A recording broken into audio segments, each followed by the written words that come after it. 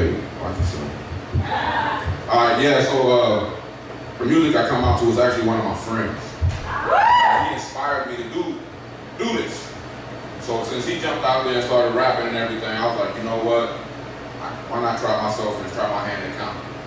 And comedy has been the way I coped with going through a divorce and a breakup because I had a little depression. I didn't have my boy around me. I didn't miss my wife that much. I missed my son. Shit happens. Hey, whatever. But with that said, we got any parents in the crowd? Any parents with multiple kids in the crowd? Now it's funny how you see a couple and they got multiple kids, right? And then you look at one child, or one child is an angel, complete angel, right? And you can kind of tell what people were in a relationship at that time. Like, y'all was face to face on the same sheet of music and complete and full love with each other, right? And then that second child come out and it's a different child. Like that motherfucker had you bent over, mad as hell behind you, like, what the fuck is you gonna get in there and make these fucking tacos, get on my goddamn nerves. Like he sitting up here look like he might be swinging elbows behind your head, pulling your hair and shit. And that child, this is the difference in the personalities of the children, right? You get where I'm going with this? Like you like, damn, how the fuck your kid's so different? That's crazy. So with that being said, I'm a parent, right? I coach my son's football team. And for me to do that, I had to take this CPR class. And this shit was kind of funny. I'm in a CPR class, I'm bored in the motherfucker. I'm looking through the pamphlet. I don't see what I want to ask, so let me ask this question. But the question I wanted to ask him was kind of fucked up, so I said, let me get my CPR card first before I ask him, right? So I got my CPR card, I'm cool. Like, all right, anybody got any questions? I said, how you get CPR to somebody that got that the tracker, he's like, the tracheotomy? I was like, well, yeah, if it says something like that in the pamphlet, I wouldn't know how to say it. But I said, yeah, how you get somebody CPR with a tracheotomy? You know what I'm saying? Because in the pamphlet it says how to give CPR to a kid, how to give CPR to an infant, an adult, and an elderly person, but nowhere in it does it cover a person with 3 airways. Right? I guess you figure they got 2 natural airways and 1 man-made one, they shouldn't be gasping for air. I don't know. And the reason I ask this is because if I do the chin tilt and the nose pinch and I blow, it's gonna be like I played the flute in this motherfucker, right? So this is a joke, by the way. But I actually just sat through a CPR class the other day, and I said, you know what? I'm gonna be that dude. How you get a CPR to somebody that got a tracheotomy? And he's like, for real? And I said, damn, that's just like the joke. This shit working out funny as fuck right now. This crazy. And he said, blow in the hole. You got like fucked up. I said, first off, because me, I'm gonna tell y'all now, if I do CPR, you getting compressions. That's all you getting from me, because I don't know what your dental hygiene is like, right? Some of you motherfuckers got taco meat from Tuesday in your mouth. Some of y'all don't brush your tongue. You know what I'm saying? Like, I watch my kid brush his teeth. If he was really gassed, I don't know if I give him I'm like, fuck that. So I'm like, nah, you getting compressions. And damn, blowing a hole, fuck out of here. I drop a fireball in that motherfucker, you better wake up. You know what I'm saying? You better get up. So now I did the CPR course and now I can coach these kids, right?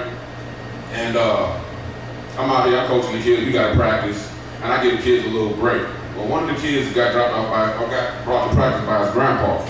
Grandpa got a fake leg. So it's like, is that your grandpa with the fake leg? He said, it's not a fake leg, it's a prosthetic leg. He got his leg blown off in the war.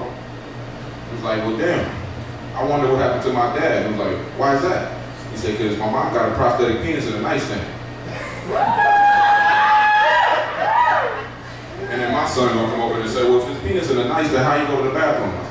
Hey, come on, y'all, let's get back to practice. Let's get back to practice. You little motherfucker, kids bad little motherfucker. They go on your shit, man. These little bad motherfuckers.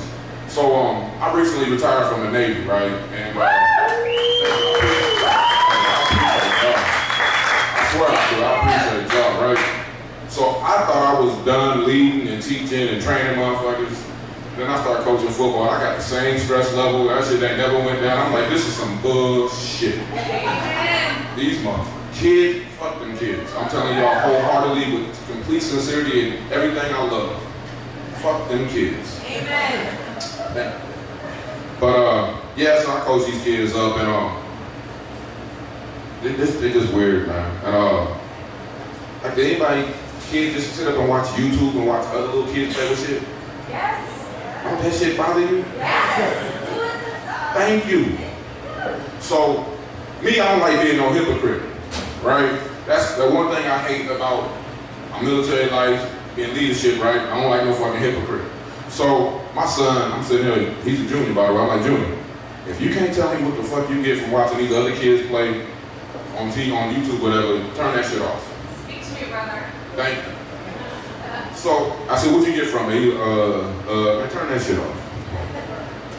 So, he turned that shit off. He ain't watching no more for that day, right? And then cleaned up the house, get in bed, ain't nothing on TV. I just scrolled through the preview channel, right? And it's crazy what the list of shows you see in the preview channel. I came across something that said My 600 Pound Life. I said, man, this gotta be some of the most selfish shit in the world. This motherfucker weighs 600 pounds and she gonna probably have like 6 pallbearers. You out your motherfucking mind. I gotta get a herniated disc in my back because you wanted to eat every goddamn day, all day of your life. You know what I'm saying? Like, even if she got cremated, that's like 150 pounds of cremation. That's a big motherfucker, regardless. It ain't no single person lift, right? So since there wasn't nothing on TV, I pulled out my phone and stumbled across the porn site. You know how y'all trip and fall. Oh, look what happened. So, stumbled across this porn site, and I started watching this, little clip, and I was like, damn, he beating that shit up. And I almost got in touch with myself a little bit. Lotion was right there and everything, but then I thought about what I had told my son earlier, like, you can't watch YouTube. I was like, I need to stop fucking with him, man, because look at me now. I see where he at with it. You know what? So the next day I woke up and I said, hey, bro, you can go ahead and watch YouTube. He's like, forever, man, get the fuck out of my face, man, go watch YouTube. So, man, being a hypocrite ain't cool, right? I'm gonna tell y'all, I am like a relationship guru. I know everything you shouldn't do. I just don't know everything you should do. I ain't got all that part right yet, but I know everything you shouldn't do. I'm just sitting here on dates now holding my breath because I don't even want to offend nobody. Where's that ring? Shit. It's a ring around my eye and shit, that's about it. But, so like when I say this, I'm like, what's the hardest relationship in the world? And for me, what I came up with, because I'm a deep thinker, y'all, by the way. I don't know if you can tell from the jokes in there, I'm kind of deep with it. But I came up with being the husband of a porn star. Could you imagine your wife coming home and saying, I had a good day at work? Man, you out your motherfucking mind. Like, hey babe, how you doing? I had a good day at work. It was long and hard. What? Like, yeah, I just want to go take a shower and go to sleep. Can you give me a kiss? Like, whoa, slow down. You're not about to make me no dick sucker on party room, right? And what the fuck you mean you going to bed? You didn't been fucking everybody all day. You got one more scene to shoot. Alright? I don't give a fuck how wide open the hole is. We got one more scene to shoot. So yeah, man, that's gotta be the toughest relationship, you know what I'm saying? That's what I came up with. And the reason I say that is because my last relationship, the second to last relationship, I used to date a blind chick. And this blind chick, it was the best relationship I ever been in, right? She never asked me why you look at me like that, who you texting, you know what I'm saying? So like, shit was cool. We go to the movies, we always see something I want to see. Go out and eat, it's always somewhere I want to eat at, because I guess she ain't never seen nothing that was appealing to her appetite, right? Even when we out there, I'll be like, ooh, that looks good. She'd be like, what? I order the food for her. It'd be something off the children's menu, right? Like, shit, I'm winning. So, one night, my boy come over and he's like, he came to get me whatever, and he's like, you gonna leave her here? And I was like, yeah, man, like she can see I got nice shit. So we go out, he's like, damn, man, y'all get along pretty good. And I was like, yeah, for the most part. I said, it's that one time she put doubt in my mind. He said, what happened? I said, I came home one night around 8:30, whatever, all the lights was on, and she was there by herself. So me, being the dude I am, I started looking in closets, pulling back shower curtains and shit, and I'm like, I ain't see nothing, but I'm like, ain't it still dark for this bitch? Fuck all these damn lights on for? So I put doubt in a relationship, so after that we ended up breaking up. I text her, I miss you every now and then, but she ain't hit me back. So be it. But the relationship after that, I met a cool chick and everything, and we was doing our thing, had a good time. Sex was amazing. One night, we was having sex, and I was in it. I was beating it up. I can do it. Don't smile at me like that. But I was beating it up, whatever, you know. And she pulled out a vibrator out the nightstand. She's like, rub this on my clit. Why you? I was like, I mean, shit. She could have told me to play hopscotch on her belly at the time. I would have did anything to get a nut off, right? But that's what happened. So we had a great night of love making, whatever. I mean, I can't say love making. We broke up. We had a great night of sex. Fucking get on my nerves. But fast forward a few nights, we at my place. She's like, hey, I want to go get busy. I'm like, cool. That's what's up. Get in the room, you know what I'm saying? Get in the bed, everything about to go down. She's like, I want to get eaten first. Cool. Shit, I ain't got no problem with it. So then I was like, hey, go on my nightstand and grab that pocket pussy. She's like, huh? I said, go on the nightstand and grab a pocket pussy. I'm down there at the box. I want to get some pre-strokes in, you know what I'm saying? Get my shit right, get elongated, you know what I'm saying? Because you're not supposed to go in the game without stretching. So I'm down here at the box, I'm doing my thing, getting right, whatever, pumping on this pocket pussy, feeling good, get up, tear that ass up. Cool. Fast forward a few nights, we had dinner. She's like, so how long you been cheating on me? Scooby-Doo, you know what I mean? Like, what? It's like, damn, did I get caught? Hold on, I'm talking about myself. But she was like, yeah, how long you had that pocket pussy? I was like, for real? You tripping off a piece of plastic? I was like, shit, I got that for when you say no. I was like, shit, I got that to prevent me from cheating, and she tripping on this motherfucker, right? So I'm like, so you telling me you jealous of a piece of plastic that ain't got no legs, no limbs, whatever, whatsoever, no breasts, no mouth, to say no. That's the best part about it, if you ask me. I'm like, you really jealous of that motherfucker? So y'all know what happened pretty much. We ended up breaking up. So now that I'm single, I said, let me go ahead and concentrate more on doing these jokes. That's a good picture. So I went to the bar. I've been at the bar, I'm carrying the pad and pen with me everywhere I go. In case I get an idea, you know, you jot the shit down, right? So I'm at the bar, people see me with the tab, they're like, what you doing? I said, jotting down ideas. Did that come out right? Yeah, jotting down ideas. And so he was like, oh, what do you do? I'm a comedian. Like, well, tell me a joke. Cliche thing to say, right? So I said, all right, now try this out with you. These are all the jokes I like to. These are the jokes that people want to say, but they're too scared on how they're going to be viewed if they ask them. So, oh, this should be good. So I said, you've never seen a midget in the mall with a little bitty bag, right? Never come out of a little bitty store, shopping and stuff. Like, you got Children's Place and Babies R Us, but do they got a Forever a little one? Like, if I get a midget for a Secret Santa or something, where do I go shopping for this motherfucker? You know what I'm saying? Would I buy a mini fridge or something? What do I do? Right? So he was like, ooh, that's pretty good. That was funny, right? I said, two lesbians are making love, and they fall asleep, and they wake to a noise in the middle of the night. Does one of them look at the other and say, well, you had the dick last night, so I had to pause to go see what the noise is? Hey, that's pretty good. Yeah. I said, all right, cool. So I said, a gay couple is making love, and one of them comes too quick, because one guy said, it's all right, man, it happened to me when I was straight. He ain't lied. I was like, damn, what's wrong? Yeah, I don't know. I said, well, I don't know no gay people to know if they're offended. But if you do, and I see you again, let me know. He's like, well, I'm offended.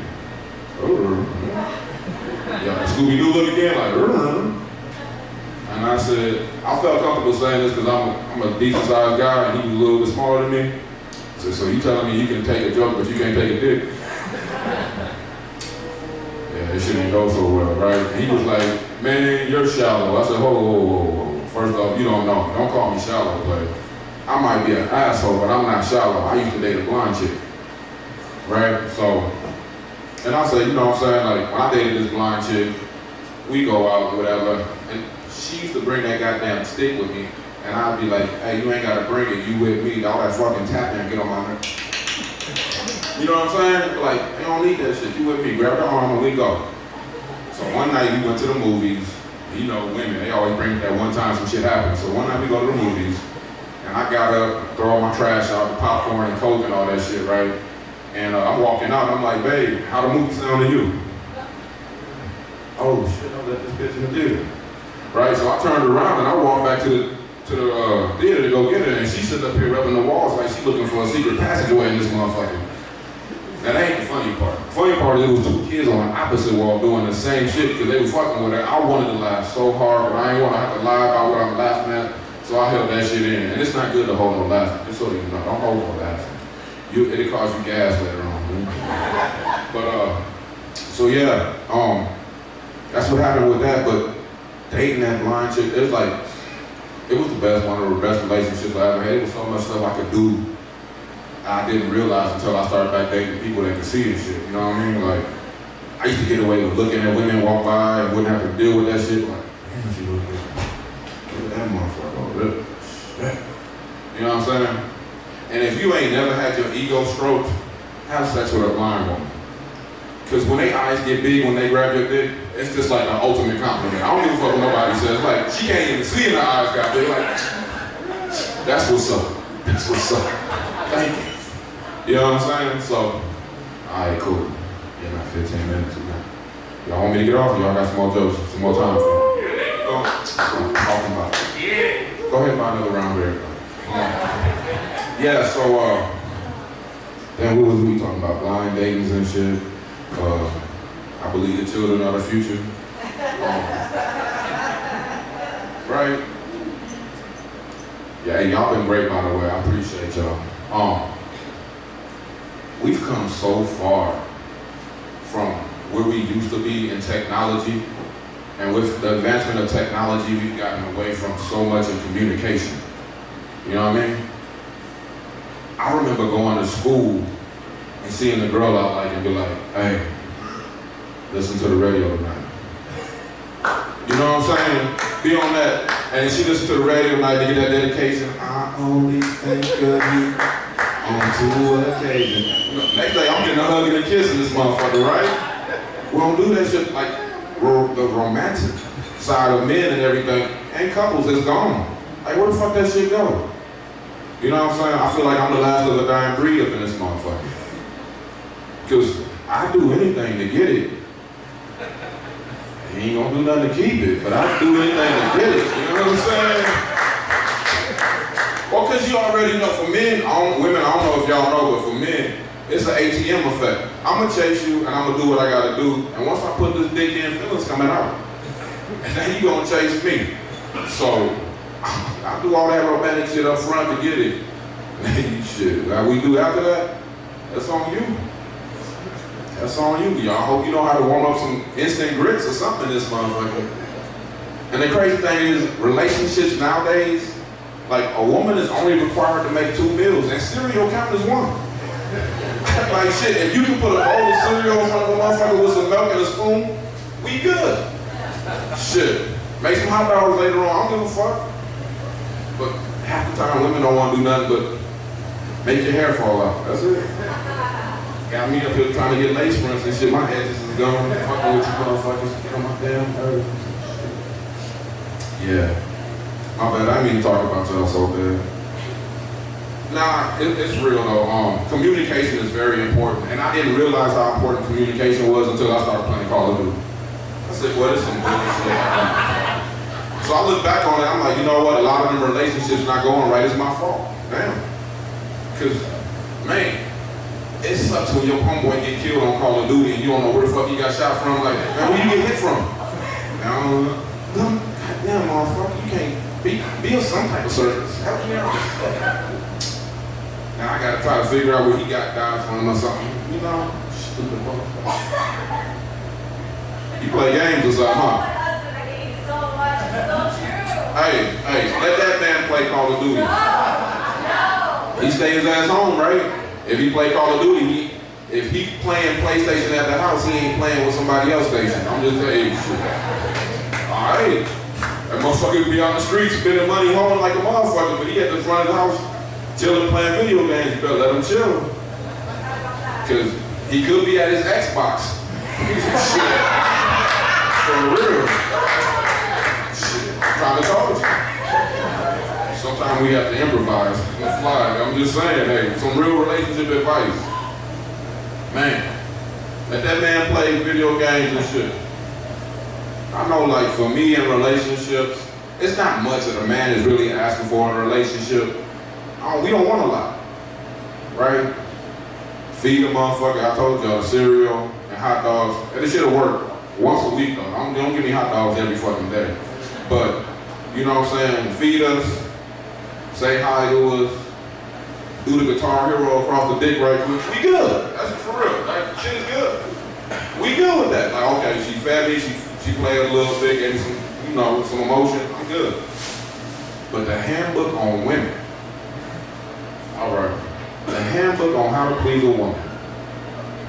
Whew. Man, that shit baffles the mind. You can read the Bible before you finish reading the handbook on how to please a woman. I swear I don't know. But I lost my thought. You motherfuckers is hard to figure out. I promise you. You guys are too. What? You didn't just hear? Whoa, hey, whoa. I appreciate you classifying and saying you guys and not just saying you are. Thank you. But hold on. It's not, babe, what do you want to eat? I don't know. You want some Mexican food? No, don't want Mexican food. Give me gas. You want cheeseburger? No, I don't want that. It's too fat and greasy. I don't want to eat that much on my stomach before I go to sleep. Alright, you know what? I'm going to just give me something to eat. And I come home and guess, ooh, the fries look good. I thought you didn't want nothing greasy on your stomach before you go to bed. So don't go there, because we can go there. We can fucking go there. That's really how it is, but like, this is gonna be half of that burger. So I'm gonna be half empty. I wanted all of this shit. When I see it on the menu, I envision me enjoying all of it by myself. Not split this motherfucker in half. No. So let's not go there. Alright, shit. Play that bullshit. Got the wrong comedian. She did. Shit. But yeah, so man, relationships though. I don't understand why they so hard, why they don't work, what we gotta do. And I was in a crazy relationship. Like this woman, she had me she had my sex life changed. She had my sex life kind of like social Darwinism, like how she would give me a sign on how to do things and what time to do stuff. This shit was crazy to me. Like, I'm gonna just tell you, me and my lady, we sitting there, we watching TV one night, and she's like, I'm gonna go to bed, I'm tired. I was like, all right, cool. She come out the room a few minutes later, and she wearing lingerie. I was like, oh shit, we tired, right? So we go in the bedroom. She got in the bed and she smelled like fruits and stuff. And you know everybody loves edible arrangements. So y'all already know what went down that night. Shit, she got it. Hey, fuck, I did it. I don't care, I ain't ashamed. Grown ass man almost. So the next night she got in the bed and she ain't smelled like nothing. I'm sitting there like a velociraptor off Jurassic Park, huh? So I just went to sleep. A couple nights later, she got in bed and she smelled like a used Band-Aid. Man, I grabbed my pillow and went and slept on the couch. I said, she gonna smell like this for like 6 nights, man. Fuck out of here. And that was a period joke. Y'all can laugh. That shit was fun. I don't give a fuck about none of y'all right now. That shit was fun. You know your woman go on a period and don't want nobody touching. I don't want nobody touching me, looking at me. Just leave me alone. Give me some ice cream and let me listen to that Sade and sip wine and all that, you know, all that good bullshit women like to do. Thank you. Appreciate that, Camille. You know, y'all hurt my feelings. I'm about to go. Hey, can you come get this mic, man? I ain't messing with these people no more. Hey, Willie survived. I appreciate y'all.